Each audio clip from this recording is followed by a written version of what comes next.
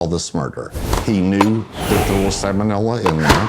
So, Stuart, why would you ship that knowing you could kill people? Explain to the families. I think criminal prosecution is appropriate.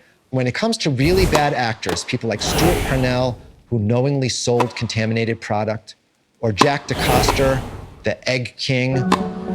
Salmonella outbreaks sickening hundreds have led to a national egg recall. The numbers are enough to give anyone shell shock. The recall has grown to more than 500 million eggs from just 2 farms in Iowa that shared an owner, Austin Jack DeCoster. Jack DeCoster is a businessman who's been in the farming industry for easily 50 years. And in place after place and time after time, he has run filthy farms. He knew that their product was being produced in really insanitary conditions that likely would have resulted in eggs being contaminated. A pile of manure at one of them, 8 feet high. Pile of manure, 8 feet high, leaking. As many as 56,000 Americans were sickened because of it. How is it possible that after all this time, we have another DeCoster egg producer involved in a $500 million recall?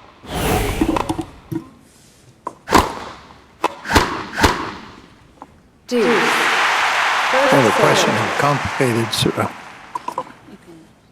For decades, he got away with it. But he finally was convicted and was given a short prison term. There will never be an end to bad actors who decide that profit is more important than ethics. We have laws. We have regulatory authorities and regulatory agencies, and these things still happen, even today.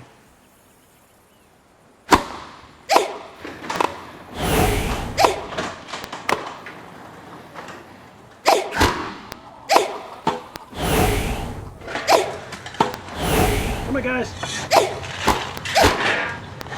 Love 50, first serve.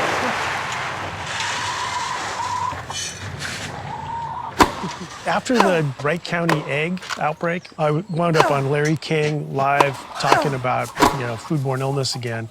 And sort of at the end of the segment, I just said, I'm going to get chickens. So just sort of a throwaway line.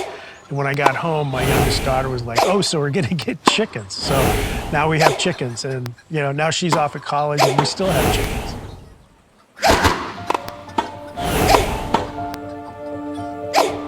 More people are becoming sick from a salmonella outbreak. Salmonella outbreak. Salmonella outbreak. Large salmonella outbreak. More than 100 people have been sent to the 300 hospital. people nationwide. 300 cases. Made 278 people ill.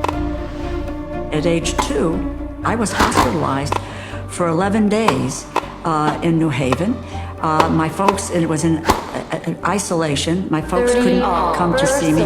So I am a survivor of salmonella, and it's a killer. 40-30, game served.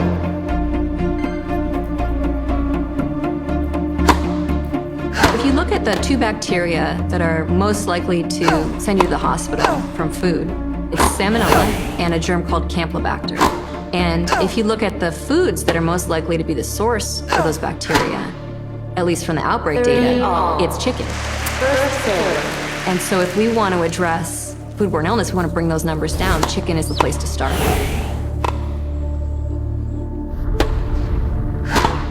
4 companies now control more than half the market in chicken processing. So it's a very consolidated industry, and it means those companies have a lot of control over our food. At the top, the very top of the chain, there are really just 2 breeders controlling the entire poultry supply, in the sense that they provide the eggs. And those companies largely operate in secrecy. Their customers are not the public, they're not very communicative, and it's very hard to tell what practices they're using